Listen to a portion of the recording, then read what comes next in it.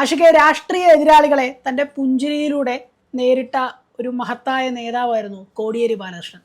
ഇന്ന് അദ്ദേഹത്തിൻ്റെ പേരിൽ ഫണ്ട് തട്ടിപ്പ്, രക്തസാക്ഷി മണ്ഡപവുമായി ബന്ധപ്പെട്ട് ഫണ്ട് തട്ടിപ്പ് നടന്നെന്ന് പറഞ്ഞ് ഇന്ന് കണ്ണൂരിൽ നിന്നൊരു വാർത്ത വരുന്നുണ്ട്.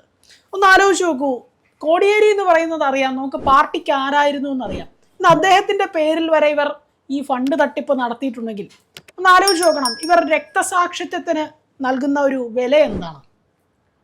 ഫസ്റ്റ് ഓഫ് ഓൾ, അദ്ദേഹത്തെ കോടിയേരി ബാലകൃഷ്ണന്റെ പേരിലുള്ള രക്തസാക്ഷി സ്മാരകമല്ല, ലോക്കൽ കമ്മിറ്റി ഓഫീസ് നിർമ്മാണത്തിലുണ്ടായിരുന്ന അല്ലെങ്കിൽ അതിനു വേണ്ടി പിരിച്ച ആ ഒരു തുകയിൽ നിന്നാണ് ഫണ്ട് പിരിവ് നടത്തിയിരിക്കുന്നത്. പിന്നെ ഇതെന്ന് പറയുന്നത് അല്ലെങ്കിൽ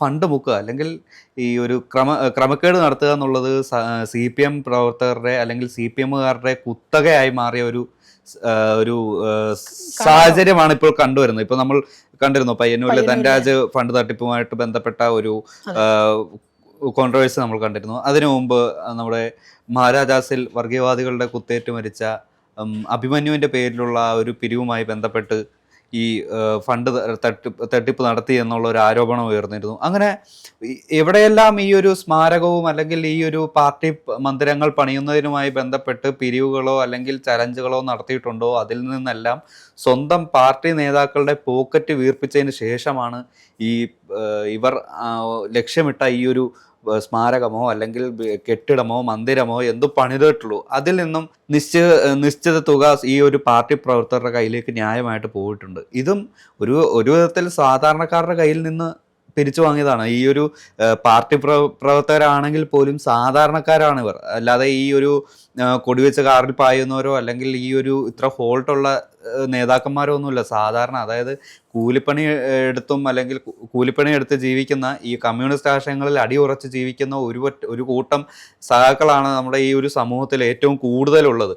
ഈ പാർട്ടി ഓഫീസുകളിൽ ഇരുന്ന് ഓർഡർ ഇടുന്ന കുറച്ച് നേതാക്കന്മാരുണ്ടല്ലോ, അവരെക്കാൾ ഏറ്റവും കൂടുതൽ സാധാരണക്കാരാണ് ഈ ഒരു പാർട്ടിയിലുള്ളത്. അതുകൊണ്ട് തന്നെയാണ് സാധാരണക്കാരുടെ പാർട്ടി എന്ന് ഈ കമ്മ്യൂണിസ്റ്റ് പ്രസ്ഥാനത്തെ പറയുന്നത്. അവരിൽ നിന്നും ഈ ഒരു ലോക്കൽ കമ്മിറ്റി ഓഫീസിൻ്റെ ആ ഒരു മന്ദിരത്തിൻ്റെ നിർമ്മാണവുമായി ബന്ധപ്പെട്ട് പിരിച്ച തുകയിൽ നിന്ന് ലക്ഷക്കണക്കിന് രൂപ അല്ലെങ്കിൽ സുമാർ ഒരു കോടിയോളം രൂപയുടെ ആ ഒരു ക്രമക്കേടാണ് നടത്തിയിട്ടുള്ളത് എന്നുള്ള ഒരു ഏറ്റവും വലിയ നാണക്കേട് ഈ CPM എന്നുള്ള പാർട്ടിക്ക് ഏറ്റ വലിയൊരു തിരിച്ചടിയാണ്, അല്ലെങ്കിൽ ആ CPM എന്നുള്ള ഒരു പാർട്ടിക്ക് ഏറ്റവും മുഖത്തേറ്റ അടിയാണ്. ഉറപ്പായിട്ടും ഞാനിപ്പോൾ നോക്കുമ്പോൾ മനസ്സിലാവുന്ന ഒരു കാര്യം, ഇവിടെ അദ്ദേഹം നടത്തിയത് വളരെയധികം സാധാരണ ഒരു കൊള്ളയല്ല. ഇവിടെ പിരിവ് നടത്തുന്നു അല്ലേ, ഞാൻ അതിനു വേണ്ടി ആ കമ്മിറ്റി ഓഫീസിന് വേണ്ടി പിരിവ് നടത്തുന്നു. കിട്ടിയ പൈസ അത് കാണിച്ച്, ആ സ്ഥലം കാണിച്ച് അല്ലെങ്കിൽ ആ പൈസ ഈട് മേടിച്ച് അല്ലേ കാശ് വാങ്ങുന്നു. നിരവധി ഒരുപാട് ഒരു മനുഷ്യത്വമില്ലാത്ത ഒരുപാട് പ്രവൃത്തികളാണ് ഇവിടെ ചെയ്തു വെച്ചിട്ടുള്ളത്. എങ്ങനെയാണ് സാധിക്കുന്നതെന്നാണ് ഞാൻ മനസ്സിലാക്കുന്നത്. ഇപ്പോൾ ഇതിൻ്റെ ഈ വാർത്തയുടെ അടിയിലൊക്കെ വരുന്ന കമൻ്റൊക്കെ കാണുമ്പോൾ പിണറായി മാസപ്പടിയെങ്കിലും ചെയ്യുമ്പോൾ ഞങ്ങൾ ഇതെങ്കിലും ചെയ്യണ്ടേ, അല്ല അണികൾ ഇത്രയെങ്കിലും ചെയ്യണ്ടേ എന്നൊക്കെ പറഞ്ഞ് നിരവധി കമൻ്റൊക്കെ വരുന്നുണ്ട്. അതാണ് നമുക്കൊരിക്കലും പ്രതീക്ഷിക്കുന്നില്ല. പാർട്ടി ഇവരതിന് കൊടുക്കുന്നൊരു വിലയാണ് ഞാൻ ഇപ്പോൾ ആലോചിക്കുന്നത്. എങ്ങനെയാണ് ഇവർക്ക് ഇതൊക്കെ സാധിക്കുന്നത് എന്നുള്ളതാണ്. അല്ലെങ്കിൽ ഇതിനെ മുകളിലെ കമ്മിറ്റിക്ക് അല്ലെങ്കിൽ പാർട്ടിയിൽ നിന്ന് തന്നെ ചോദ്യം ഉയർന്നത് എന്തുകൊണ്ടാണെന്നൊക്കെ ഞാനിപ്പോൾ ആലോചിക്കുന്നു.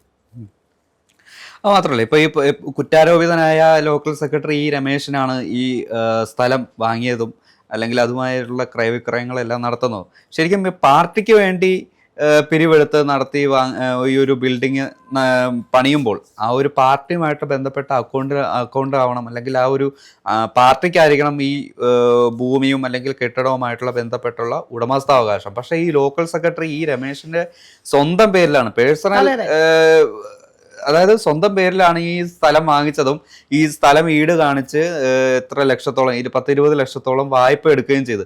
അതും കൂടാതെ ഈ നമ്മുടെ നാട്ടിൽ ചെയ്യുന്ന ചില ചലഞ്ചുകളുണ്ടല്ലോ എന്ന് പറഞ്ഞതുപോലെ നമ്മുടെ ഈ കൂപ്പൺ വിതരണവുമായി ബന്ധപ്പെട്ട് അങ്ങനെയും പറ്റിച്ചു നാട്ടുകാരെ കുറച്ച് പേരെ. അങ്ങനെ ഇതെല്ലാം ഒരു കൂട്ടം നേതാക്കൾക്ക് സ്വന്തം കീശ വീർപ്പിക്കാനോ അല്ലെങ്കിൽ ഇപ്പോൾ ലോൺ അടയ്ക്കാനോ അല്ലെങ്കിൽ അവർക്ക് പുതിയ കാർ വാങ്ങിക്കാനോ അവർ സാമ്പത്തികമായി വെൽ സെറ്റിൽഡ് ആവുന്നുള്ള ഒരു അവസ്ഥയാണ്. മുമ്പ് ചോദിക്കുമായിരുന്നു, പാർട്ടി പോയാൽ നിനക്കൊക്കെ എന്താടാ കിട്ടുന്നത്, ഈ കൊടിയും പിടിച്ച് നടന്നാൽ നിനക്ക് ജോലി കിട്ടുമോ? പക്ഷെ ഇന്ന് കാലം മാറിയില്ലേ, അതായത് ജോലി ചെയ്യണ്ട, കാശ് കിട്ടിക്കൊണ്ടേയിരിക്കും.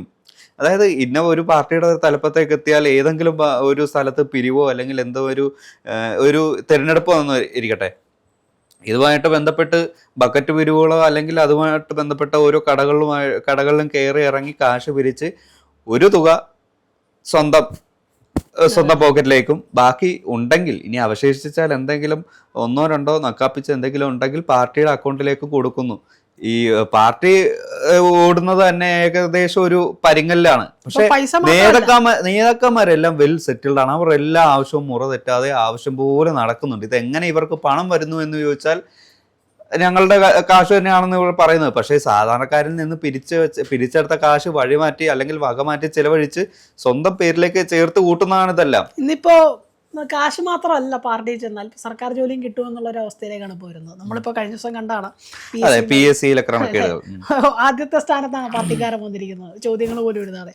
അപ്പൊ അവിടെയാണ് നമ്മൾ മനസ്സിലാക്കേണ്ടത്, ഇവിടെ പാർട്ടിയുടെ തലങ്ങളിൽ ഇരിക്കുമ്പോൾ ഇപ്പൊ നമ്മൾ കഴിഞ്ഞ ദിവസം തന്നെ ഇവർ പറഞ്ഞു വെച്ചിട്ടുള്ള കാര്യങ്ങളൊക്കെ ഇവർക്ക് തന്നെ വിനയായി വരുന്നു എന്നുള്ളതാണ്, അല്ലെങ്കിൽ എതിരായി വരുന്നു. ഇപ്പൊ കഴിഞ്ഞ ദിവസം കുഞ്ഞികൃഷ്ണനെതിരെ ആരോപണം ഉയർന്ന് അദ്ദേഹം TM മധുസൂദനൻ വന്നിട്ടുണ്ടായിരുന്നു, ഇവിടെ പൈസ തട്ടിപ്പ് നടത്തി എന്നൊക്കെ പറഞ്ഞിട്ട്. അങ്ങനെയുള്ള അതിപ്പോ കേസ് പോയിട്ടുണ്ട്, ഹൈക്കോടതിയിൽ ഹർജി പോയിട്ടുണ്ട്. അതായത് വി കുഞ്ഞികൃഷ്ണന്റെ ആ തെരഞ്ഞെടുപ്പ് വിജയം റദ്ദാക്കണമെന്ന്.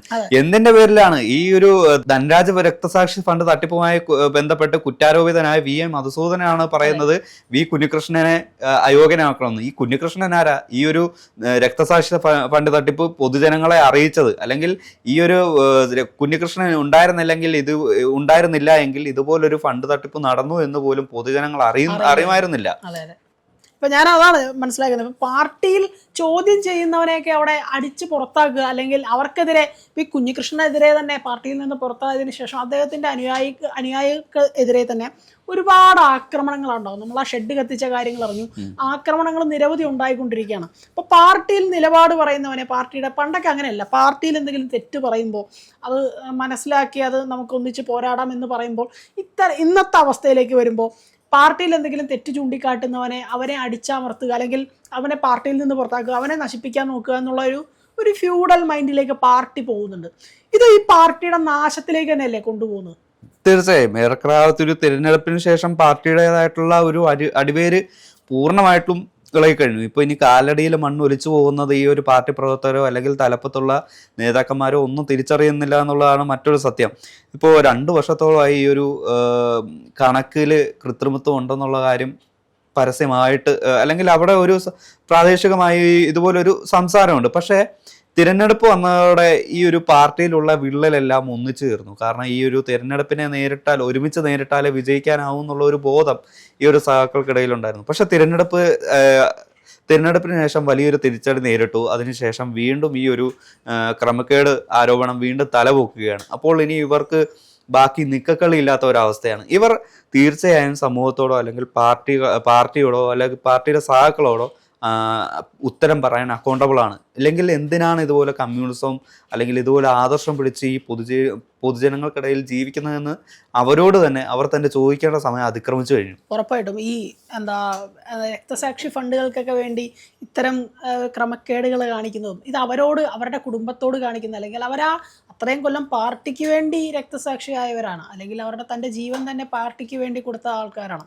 അപ്പോൾ അവരുടെയൊക്കെ ജീവന് ഒരു പുല്ലിൻ്റെ അവസ്ഥ പോലും കൊടുക്കാതെ ഇത്തരം പ്രവൃത്തികൾ കാണിക്കുമ്പോൾ ഇത് അവരുടെ കുടുംബം കാണുന്നുണ്ട്, അവരുടെ ബന്ധുക്കൾ കാണുന്നുണ്ട്, അതുമാത്രമല്ല ഇവിടെ ജനങ്ങൾ കാണുന്നതാണ്. അപ്പം ഇത്തരം ആളുകൾ എങ്ങനെയാണ് ഒരു പാർട്ടിയിൽ ഇനി കൃത്യവിശ്വാസത്തോടെ എങ്ങനെയാണ് അവർക്ക് ആ പാർട്ടിയിൽ നിലനിൽക്കാൻ സാധിക്കുക, അല്ലെങ്കിൽ പാർട്ടിയിൽ മുന്നേറാൻ സാധിക്കുക? അതൊക്കെ വളരെ ചോദ്യചിഹ്നമായി നിൽക്കുന്നൊരു കാര്യം തന്നെയാണ്. അപ്പോൾ കൂടുതൽ വിവരങ്ങളിലേക്ക്, അല്ലെങ്കിൽ കൂടുതൽ നടപടികൾ എങ്ങനെയായിരിക്കും ഇനിയിപ്പോൾ ഇതെന്തായാലും പുറത്തു വന്നിട്ടുണ്ട്, എത്രത്തോളം നടപടി പാർട്ടി എടുക്കുമെന്നോ അല്ലെങ്കിൽ ഗവൺമെൻറ് എടുക്കുമെന്നോ നമുക്ക് നോക്കി കാണാം.